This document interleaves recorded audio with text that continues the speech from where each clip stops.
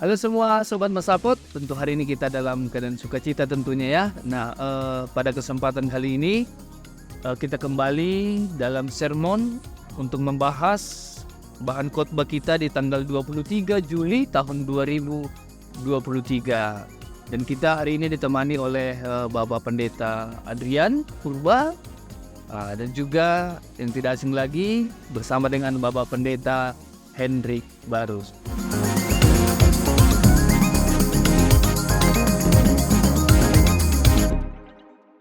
Namun sebelumnya teman-teman, sebelum kita membahas topik kita hari ini, ada baiknya kita meminta pertolongan yang daripada Tuhan. Kami mintakan kepada Bapak Pendeta Hendrik Barus membawa kita dalam doa. Mari kita dalam doa. Kami mengucap syukur Tuhan buat penyertaan-Mu, kasih karunia-Mu dalam hidup kami hingga pada saat ini. Dan kesempatan yang Kau berikan kepada kami boleh melakukan sermon kami pada saat ini ya Tuhan. Oleh sebab itu kami undang Kau hadir memberkati setiap apapun yang kami bicarakan pada saat ini. Ini boleh membantu para hamba Tuhan di dalam mempersiapkan di dalam pelayanan mereka untuk hari Minggu tanggal 23 Juli 2023 yang akan datang. Terima kasih ya Bapak, kami serahkan sermon kami ini dalam tangan-Mu. Dalam Kristus Yesus kami berdoa. Amin. Terima kasih kepada Bapak Pendeta Hendrik Barus. Nah, Sobat Masaput, mari kita sama-sama buka Alkitab kita yang diambil dari Matius, pasalnya yang ke-13, dimulai dari ayat yang ke-31 sampai dengan ayatnya yang ke-35. Dengan topik mingguan kita untuk tanggal 23 ini, beriman dan bertumbuh di dalam Tuhan. Baik, saya akan membacakan untuk kita semua. Mari kita ikuti dengan seksama. Beginilah firman Tuhan. Perumpamaan tentang biji sesawi dan ragi. Yesus membentangkan suatu perumpamaan lain lagi kepada mereka. Katanya, hal kerajaan surga itu seumpama biji sesawi yang diambil dan ditaburkan orang di ladangnya. Memang biji itu yang paling kecil dari segala jenis benih. Tetapi apabila sudah tumbuh, sesawi itu lebih besar daripada sayuran yang lain. Bahkan menjadi pohon. Sehingga burung-burung di udara datang bersarang pada cabang-cabangnya. Dan ia menceritakan perumpamaan ini juga kepada mereka. Hal kerajaan surga itu seumpama ragi yang diambil seorang perempuan dan diadukkan ke dalam tepung terigu 3 sukat sampai kamir seluruhnya. Semuanya itu disampaikan Yesus kepada orang banyak dalam perumpamaan. Dan tanpa perumpamaan, suatu pun tidak disampaikannya kepada mereka. Supaya genaplah firman yang disampaikan oleh Nabi. Aku mau membuka mulutku, mengatakan perumpamaan. Aku mau mengucapkan hal yang tersembunyi sejak dunia dijadikan. Nah, sampai demikian pembacaan firman Tuhan yang akan kita kupas tentunya untuk hari ini ya.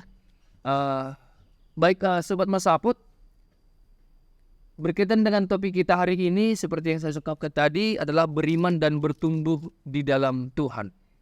Namun pada seperti yang kita tahu, Sobat Masaput, begitu banyak Yesus memakai perumpamaan tentunya dalam menggambarkan supaya mudah dimengerti lewat perumpamaan. Sekitar ada 41 setidaknya Bang ya. Kurang lebih 41 perumpamaan yang dipakai oleh Yesus. Dan hari ini kita dipertemukan dengan perumpamaan tentang biji sesawi dan ragi. Nah, mungkin pertama boleh diceritakan sedikit Bang, gimana ya konteksnya, latar belakangnya, kenapa Yesus mengangkat perumpamaan ini, mengangkat biji sesawi dan ragi. Kira-kira adakah hal yang terjadi Bang yang boleh kita pahami dulu latar belakangnya? Mungkin kepada Bapak Pendeta Adrian dulu. Ya, terima kasih untuk Pendeta Dedi. Saya mulai dari ini ya, dari konteks Matius. Kita tahu bahwa penulis Injil Matius ini memiliki tujuan dalam penulisannya. Tentunya dia menuliskan tentang Yesus Kristus sebagai Tuhan, yang pada saat itu tentu dalam konteks Yesus, orang-orang Yahudi, ahli-ahli Taurat itu menolak, mengecam, bahkan tidak menerima Yesus dengan kemesiasannya, ketuhanannya begitu. Mereka menolak Yesus sebagai Mesias karena tentu mereka mengharap Mesias yang lain, dalam tanda petik Mesias politik begitu kan. Maka dalam hal konteks tersebut, Yesus mengajar orang-orang banyak, ya, sekaligus juga menjadi jawaban kepada orang-orang Yahudi, orang Taurat yang tidak menerima Yesus itu dengan sebuah perumpamaan, ya. Artinya perumpamaan itu memang dikhususkan dalam pengajarannya setidaknya dalam dua hal. Yesus mau menyatakan secara sederhana kepada murid-muridnya dan orang percaya bahwa perumpamaan itu bercerita tentang Dia dan kerajaannya dengan segala bentuk perumpamaan yang 41 kurang lebih tadi. Tapi di satu sisi juga orang-orang yang tidak mau menerima ini juga perumpamaan tersebut memiliki fungsi untuk menyembunyikan. Jadi kalau kita perhatikan, ini mungkin bukan konteks sekarang tapi konteks beberapa minggu lalu kalau tidak salah di perumpamaan tentang penabur, Yesus mengatakan bahwa bagi orang-orang yang tidak membuka hati, perumpamaan ini akan disembunyikan. Nah, terkait hal itu, maka perumpamaan itu berfungsi untuk menyampaikan maksud Yesus terhadap keberadaannya, bahwa siapa Dia dan apa maksud misinya kedatangannya, sehingga jelaslah dengan perumpamaan itu apa yang mau diajarkan kepada orang-orang banyak di situ. Mungkin itu yang saya lihat konteks. Berarti ada sesuatu yang terjadi, ya. Ada sesuatu. Itu artinya mereka menolak daripada Yesus pada saat itu tentang keberadaannya di tengah-tengah banyak orang Yahudi, orang Farisi. Kalau menurut Bapak Pendeta Hendrik Barus, kira-kira supaya kita bisa melihat, ya, ini kepada siapa ditujukan surat ini, kan? Bukan surat ini, ya, Injil. kitab Injil, ya, kitab Injil ini. Iya, hampir sama dengan yang dibilang Bang Adrian, tapi saya tertarik ketika Matius itu sendiri, murid Yesus, yang dia menuliskan kitab Injil ini menceritakan pengalaman yang dia alami ketika dia bersama-sama dengan Yesus pada saat itu. Ada beberapa hal yang boleh kita lihat di dalam kitab Injil Matius ini yang menceritakan pasal apa yang dilakukan Yesus, yang semuanya itu bertujuan adalah ingin menunjukkan keberadaan Yesus, menjelaskan siapa Yesus itu melalui beberapa metode yang dipakai Yesus. Jadi kalau kita melihat Injil ini, itu diangkat bagaimana Yesus menyembuhkan, memberikan tanda-tanda mukjizat, ya kan, melakukan hal-hal yang tidak biasa dilakukan oleh orang lain. Sehingga kalau sebelum kita masuk ke dalam konteks kita ini, kita juga boleh melihat bahwa Yesus juga di pasal ke-13 pasal 12 kita boleh lihat di situ, di mana dikatakan Yesus menyembuhkan pada hari Sabat. Kemudian ada juga tanda-tanda mukjizat yang dilakukan Yesus ketika Yesus dan Beelzebul pada saat itu, kan gitu kan. Nah, ini salah satu yang dipakai oleh Yesus untuk menunjukkan siapa Dia. Memberitahukan pasal keberadaannya di dunia ini sebagai anak Allah gitu kan, sebagai Mesias itu. Kemudian yang kedua, selain melakukan mukjizat, Yesus juga mengajar. Makanya Yesus juga dikatakan sebagai rabi ataupun guru, kan gitu kan. Nah, di dalam metode pengajaran ini, kalau kita melihat di dalam Injil Matius mencatat bahwa salah satu metode yang dipakai oleh Yesus adalah membuat sebuah perumpamaan, seperti apa yang katakan Pendeta Adrian tadi. Makna perumpamaan itu ingin menyatakan tentang apa pesan yang ingin disampaikan Yesus tentang Allah itu sendiri, Yesus itu sendiri. Nah, tapi dia memakai metode perumpamaan untuk mempermudah orang banyak pada saat itu menerima pengajaran Yesus, ya, menerima pengajaran Yesus. Jadi kalau kita melihat latar belakang teks kita pada saat ini, Bang, agak menarik, ya. Di pasal yang ke-13, ayat 1 sampai ayat ke-2 itu jelas dikatakan bahwa ada situasi yang terjadi. Ada situasi yang terjadi pada hari itu, keluarlah Yesus dari rumah itu dan duduk di tepi danau.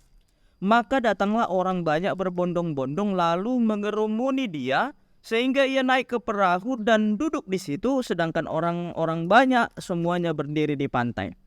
Jadi jelas ada konteks yang terjadi ya.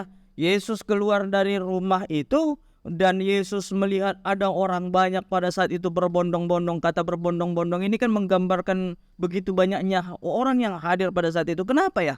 Jadi saya sempat bertanya, kenapa begitu banyak orang datang berbondong-bondong kepada menjumpai Yesus pada saat itu? Memang karena mukjizat yang dilakukan Yesus, salah satunya ketika diceritakan di dalam ayat sebelumnya. Jadi boleh dikatakan Yesus trending topic. Yesus trending topic karena dia melakukan sesuatu hal yang tidak biasa dilakukan oleh orang pada saat itu. Nah, itu yang satu yang terjadi. Dan di situ juga Yesus ingin menyampaikan apa makna kehadirannya melalui pengajarannya. Jadi ketika orang datang pada saat itu begitu banyak berbondong-bondong, sampai Yesus sendiri harus bergeser, Bang. Bergeser ke atas perahu biar bisa mendengarkan apa yang ingin diajarkan Yesus pada saat itu. Jadi ini yang ingin saya melihat di teks kita ini. Yesus ingin meluruskan ataupun mengajarkan, memberikan pemahaman kepada orang banyak pada saat itu dengan latar belakang mindset mereka untuk datang ke situ, supaya mereka memahami siapa Yesus itu. Siapa Yesus itu, sehingga akhirnya mereka memiliki tujuan yang jelas ketika mereka datang kepada Yesus. Makanya kalau kita masuk ke dalam teks kita, Yesus memakai perumpamaan. Jadi sebelum masuk dalam teks kita, Yesus memakai perumpamaan penabur. Mungkin ini nanti ya. Tapi latar belakangnya itu yang yang dicatat oleh Matius.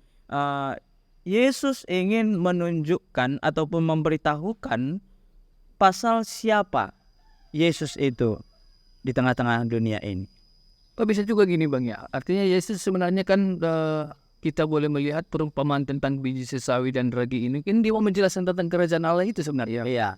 Sebenarnya kerajaan Allah itu sebenarnya yang mau lewat perumpamaan ini sehingga orang-orang seperti yang Bapak Pendeta sebutkan tadi semakin dipahami dan dimengerti, dirasakan. Nah, kalau menurut Bapak Pendeta Adrian, kerajaan Allah itu gimana kita menggambarkan itu Bang? Karena orang kan salah pemahaman tentang itu kan. Gimana kira-kira Bang? Ya, jadi sebelumnya kalau kita perhatikan di Matius 13 ini itu sampai 4 kali Yesus membuat perumpamaan tentang kerajaan Allah ya. Pertama sebelum teks kita ini tentang lalang di antara gandum, itu juga tentang kerajaan sorga. Lalu biji sesawi yang kita bahas sekarang, baru tentang harta terpendam dan mutiara, dan perumpamaan tentang pukat. Jadi sampai 4 kali Yesus memberikan perumpamaan berturut-turut seperti itu. Tentu kerajaan sorga ini memiliki sesuatu hal yang sangat penting untuk disampaikan ya, artinya kerajaan sorga ini menjadi nilai teologis yang penting. Terkait dengan hal itu memang kalau kita ambil dari bahasa aslinya, kerajaan Allah itu dari bahasa Yunaninya he basilea to deu ya, dari kata Basilea itu diterjemahkan ternyata adalah kuasa atau otoritas. Jadi banyak penafsir mengatakan dan lebih sepakat mengatakan bahwa kerajaan yang dimaksud di sini bukan mengarah kepada tempat, lokasi atau teritorial, tapi mengarah kepada Theos. Mengarah kepada Allah itu sendiri, kuasa Allah itu sendiri, mengarah kepada otoritas Allah itu sendiri. Jadi kalau kita bicara kerajaan Allah, kita bukan bicara tempat, tapi kita bicara Allahnya sendiri. Kita bicara kuasa gitu. Kita bicara otoritas gitu. Maka dari keempat perumpamaan itu sudah sangat terang benderang sebenarnya kalau kita lihat fokus dari perumpamaan itu. Yesus mengumpamakan kerajaan Allah itu seperti biji sesawi, seperti ragi.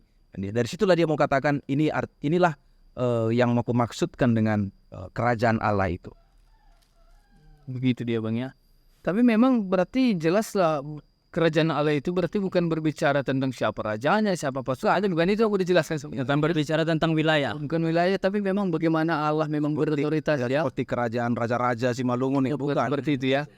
Nah ini menarik juga ketika Yesus mengangkat perumpamaan tentang biji sesawi dan ragi. Kira-kira apa yang bisa kita kupas di sini Bang, kan dalami itu. Mungkin orang yang sudah pernah berangkat ke Yerusalem kan kenal dengan biji sesawi ya, biji sesawi pernah dia. Kalau ragi mungkin ibu lebih paham. Kalau saya belum pernah.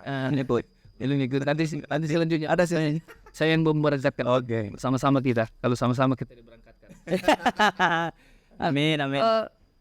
Bagaimana kita mengkombinasikan kerajaan Allah, biji sesawi, baru ada lagi Bang. Kalau dari Bapak Pendeta Hendrik Barus gimana nih Bang? Oh, makna biji sesawi itu dulu ya. Kalau Kita di kerajaan Allah ya. biji sesawi itu sekali lagi sebelum masuk kita ke dalam konteks biji sesawi, Yesus biasa memakai perumpamaan itu dengan sesuatu hal yang dekat dengan kehidupan orang-orang yang ada pada saat itu gitu loh. Nah, salah satu biji sesawi ini menggambarkan, kalau dikatakan jelas firman Tuhan juga mengatakan biji yang kecil, yang terkecil di antara biji sayur-sayuran yang lainnya gitu kan. Berarti dengan kata lain dia memakai dunia pertanian untuk menjelaskan pasal kerajaan Allah itu. Masuk kepada konteks biji sesawi, yang ingin dikatakan Yesus di sini adalah bagaimana biji yang kecil. Jadi biji sesawi itu sangat kecil sebenarnya Bang. Yang kecil ya.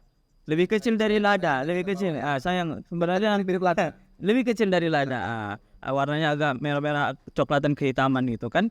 Nah, ketika yang ingin dikatakan biji yang kecil itu, ketika ini bertumbuh dan jelas dikatakan di dalam perumpamaan ini, ketika itu menjadi sawi yang besar, sawi yang besar itu bisa memberikan nilai ataupun makna. Sama seperti ragi. Ragi ini butiran-butiran kuning, bintik-bintik kuning, yang dimana ini biasanya dipakai untuk membuat adonan itu ataupun kue itu menjadi empuk, menjadi nikmat lah, menjadi lembut gitu ya. Makanya kalau di dalam suatu pesta bangsa Israel ada yang dipakai roti tidak beragi, di mana roti ini agak sedikit keras dia. Nah, tapi ketika sudah dimasukkan ragi ke dalam roti tersebut, roti ini akan berubah, bukan lagi sesuatu yang keras, tapi berubah menjadi empuk. Nah, apa yang boleh kita lihat?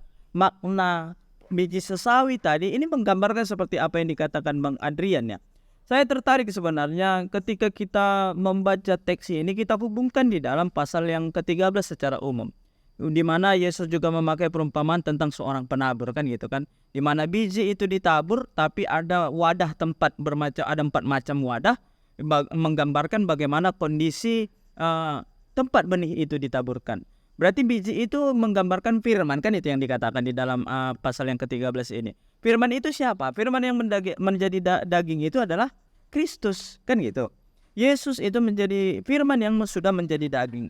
Dan ketika kita melihat juga gambaran biji sesawi ini menggambarkan tentang keberadaan Yesus.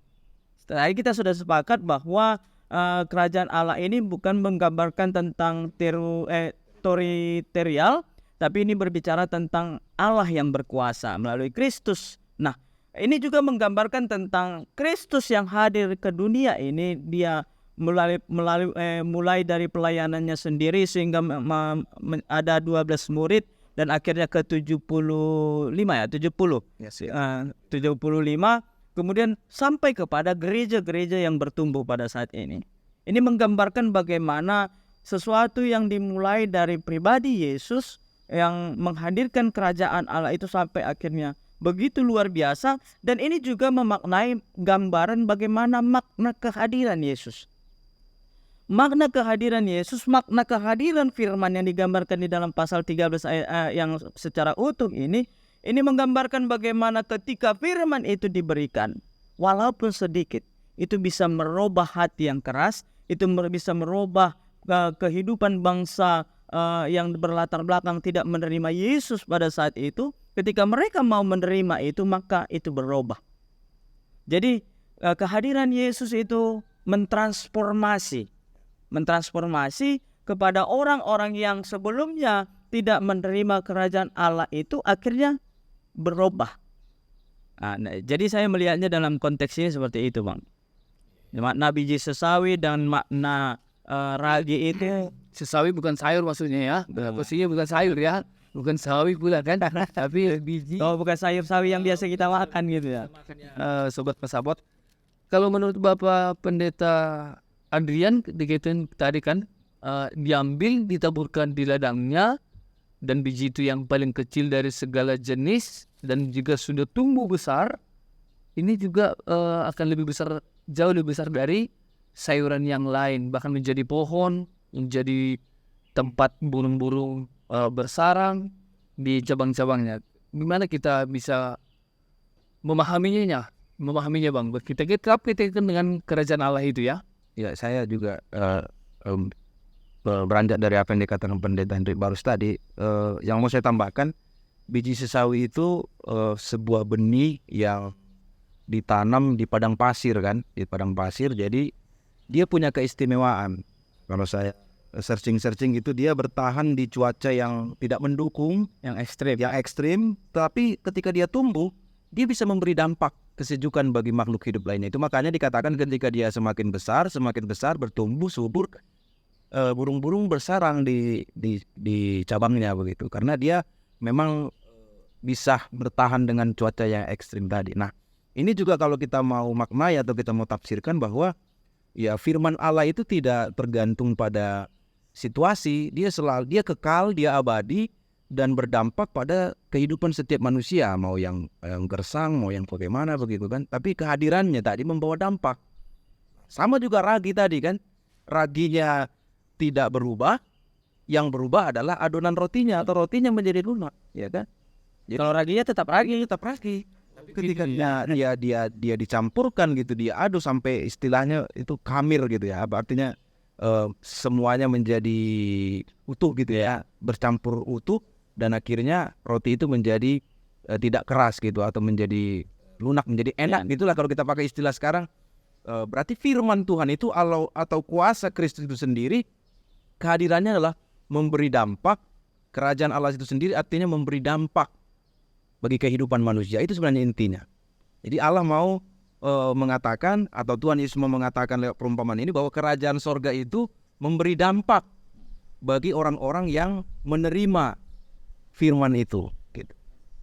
Berarti menarik sekali ya, Sobat Masabut. Tadi kan biji sesawi yang kecil bertumbuh menjadi besar, dan setelah besar itu berdampak juga bagi sekelilingnya. Artinya berarti bisa kita katakan juga ini Bang, artinya gereja itu ketika sudah terbangun, mulai dari tahap-tahapan yang dilalui itu harus mampu juga menerobos menjadi berkat ya. Tempat berlindung, tempat untuk, artinya begitu banyak yang harus mendapatkan sesuatu dari gereja itu ya. Bisa kita kaitkan ke situ Bang, benih ini, biji sesawi ini, sehingga kita kaitkan dengan pertumbuhan gereja atau pertumbuhan pelayanan Yesus. Nah, kan kita ingat pelayanan Yesus, bisa kan kita kaitkan itu Bang? Iya, saya dulu ya. Jadi kalau menafsirkan perumpamaan kita memang menarik ya. Yang menyampaikan perumpamaan ini tidak pernah murid-murid. Yang menyampaikan perumpamaan itu pasti Yesus kan gitu kan. Jadi Yesus yang menyampaikan perumpamaan ditujukan kepada orang banyak ataupun pendengar yang semuanya mengerucut kembali kepada Allah, kerajaan surga itu sendiri kan gitu. Nah, perumpamaan ini jelas kita melihat bahwa gambaran biji sesawi itu adalah sesuatu yang kecil, menggambarkan Yesus itu sendiri. Karena Yesus juga memakai perumpamaan sebelumnya pasal benih yang ditaburkan itu, firman adalah Yesus itu sendiri. Dan akhirnya menggambarkan kehadiran Allah ke dunia melalui Yesus Kristus itu memberikan dampak yang besar. Walaupun dimulai dari hal yang kecil, Yesus lahir di kandang domba kan gitu kan, di kandang yang tidak dianggap kan gitu, yang tidak, bahkan orang tidak bisa menerima bagaimana seorang orang banyak ya pada saat itu tidak bisa menerima bagaimana seorang yang menjadi seorang pemimpin. Ketika Bang Adrian tadi mengatakan ada gambaran pemimpin politik yang mereka bayangkan untuk hadir memimpin mereka, kenapa lahir di situ gitu kan. Nah, dari hal yang kecil itu bisa menjadi sesuatu yang begitu luar biasa. Bahkan dikatakan burung-burung bersarang di situ, bahkan semua akhirnya akan mendapatkan perlindungan di dalam kerajaan Allah itu. Jadi itulah yang boleh kita yang saya lihat melalui teks kita pada saat ini, yang menggambarkan tentang Yesus, menggambarkan tentang keberadaan Yesus, dan bagaimana ketika orang mau ada di dalam Dia itu. Iya begitu benar. Kalau dari Bapak Pendeta Adil sendiri gimana Bang? Ini udah masuk ke apa ini ya, aplikasi kayaknya nih, masuk ke Gereja. Gereja lah kita. kaitannya dengan kehidupan orang Kristen gitu. Iya. Saya ada 3 poin. Yang pertama, kerajaan Allah tadi kan kuasa. Iya. kuasa Allah itu bekerja di luar akal pikiran manusia. Jadi kan kita nggak tahu nih dari mana yang biji sesawi itu tadi yang kecil tiba-tiba menjadi besar, kita kan nggak tahu. Ya. Itu kan misteri kan, artinya Allah yang membuat itu menjadi besar. Kita kan nggak bisa kita artinya secara akal kita menjangkau itu, tidak bisa. Memang benar-benar itu pekerjaan Allah yang membuat biji sesawi itu bertumbuh. Bagaimana proses Ya, proses pertumbuhannya itu kan dalam kuasa Allah semua gitu. Jadi saya bisa membayangkan juga ya kuasa Allah itu bekerja dalam kehidupan kita secara misterius tetapi nyata kita rasakan gitu. Ya kan? Lalu yang kedua adalah bagaimana kita melihat fungsi tadi. Fungsi biji sesawi dan fungsi ragi tadi. Jadi gereja juga harus memberikan rasa fungsinya. Apakah menjadi tempat perlindungan seperti tadi kan biji sesawi itu menjadi tempat perlindungan bagi burung-burung, ya kan? Bersarang di situ. Berarti gereja juga harus menjadi perlindungan orang-orang yang percaya atau orang-orang yang mau mengikuti Yesus, orang-orang yang mau setia gitu. Atau seperti ragi, fungsinya dia benar-benar mengubahkan gitu, menjadi dampak yang baik bagi sekelilingnya. Itu poin yang kedua. Lalu poin saya yang ketiga adalah bagaimana kita juga harus menyadari bahwa dalam perumpamaan ini kita diajarkan tentang tidak semua orang pada akhirnya memahami maksud Yesus dalam perumpamaan ini. Makanya bagi siapa yang benar-benar memahami Itu juga harus sampai kita ke situ Bang, karena disembunyikan tadi. Ya, bagaimana perumpamaan ini bisa dimengerti, maka kita jangan terjebak dalam letter text. Tapi kita memahami maksudnya apa, lalu dikenakan ke kita apa. Jadi kalau ini bicara kuasa atau kerajaan Allah tadi, lalu bisa kita ambil untuk kehidupan kita apa. Lalu kita mengerti bahwa ketika kuasa Tuhan bekerja dalam hidup kita, firman bekerja dalam hidup kita, maka itu akan mengubahkan hidup orang percaya, sehingga kita menjadi setia dan berdampak bagi kehidupan sekitar kita. Saya pikir itu poin. Berarti sudah bisa langsung masuk kita ke aplikasinya juga itu ya. Sudah Ya, itu bagian dari aplikasi. Ya, aplikasinya juga yang bayangkan. Kalau dari Bapak Pendeta Hendrik mau melihat dari teks kita ini ya, artinya bagaimana kita mengaplikasikannya dalam kehidupan kita sehari-hari? Iya, saya kembali kepada topik mingguan kita ya, beriman dan bertumbuh di dalam Tuhan, kan gitu kan. Beriman dan bertumbuh di dalam Tuhan. Beriman berarti kita mengimani Kristus itu sebagai jalan keselamatan kita, dan kerajaan Allah itu ada melalui Dia, kan kita boleh datang kepada Dia. Nah, sehingga ketika kita beriman maka bertumbuh. Jadi kalau kita hubungkan lagi di dalam perumpamaan tentang biji yang ditaburkan di tanah yang subur, dikatakan bertumbuh itu kan terlihat kan berbuah berkali lipat kan gitu kan. Berarti dengan kata lain berbuah dengan baik 30, 60 dan 100 kan gitu kan. Berbuah dengan baik berarti dengan kata lain melakukan wujud kita sebagai orang yang percaya, ataupun di dalam setiap tindakan kita sebagai orang yang percaya, gambaran iman tadi bukan hanya semata harus kita lakukan dalam hal yang besar. Ya, bagaimana Yesus menunjukkan tentang kehadiran kerajaan Allah melalui Yesus, dan akhirnya Dia mengumpulkan murid-murid dimulai dari hal yang kecil. Yesus ingin juga mengajarkan kepada muridnya melalui perumpamaan biji sesawi itu, ketika itu dimulai dari hal yang kecil, tapi akhirnya itu akan menjadi luar biasa ketika Allah bekerja dalam proses pertumbuhan itu tadi. Nah, begitu juga kita sebagai orang yang percaya. Bukan berarti kita harus melakukan hal yang besar, ya, bukan melakukan hal yang besar, tapi mulai dari hal yang sederhana, mulai hal yang kecil, seperti ibaratnya istilahnya kecil-kecil cabai rawit gitu kan. Walaupun kecil pedas rasanya kan gitu ya kan. Walaupun kecil cabai ini tapi memiliki nilai dampak yang begitu luar biasa. Nah, itu yang ingin dikatakan. Bagaimana kita supaya menunjukkan kehidupan kita beriman itu, kita boleh menunjukkan bagaimana pertumbuhan iman kita melalui tindakan kita. Mulailah dari hal yang sederhana. Mulailah dari hal yang sederhana, bagaimana kita ketika sederhananya gambarannya, kita percaya bahwa bumi ini juga ciptaan Tuhan, kan gitu kan, karya yang begitu luar biasa. Hal yang sederhana bagaimana kita menjaga kebersihan sekitar kita ketika beribadah, kan gitu kan, memberikan dampak yang luar biasa. Itu poin yang pertama, Bang. Jadi lakukanlah buah daripada imanmu mulai dari hal yang sekecil mungkin. jangan langsung bayangkan dari hal yang besar. Itu yang pertama. Kemudian yang kedua, kalau kita melihat di dalam konteks perumpamaan ragi itu, jadi dikatakan ragi yang kecil itu bisa memberikan transformasi kepada adonan roti itu, sehingga memberikan perubahan kepada adonan itu secara utuh. Bukan perubahan kepada ragi. Saya ada ilustrasi seperti ini, Bang. Ada seorang pendeta lah kita katakan ya, biar agak safety gitu kan.